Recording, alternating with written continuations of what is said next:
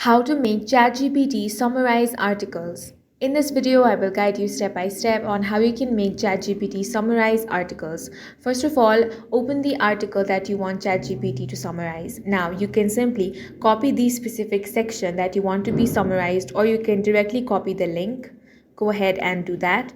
Now you want to head over to chatgpt.com or open the ChatGPT app, log into your account. Now go ahead and paste the copied section or the link.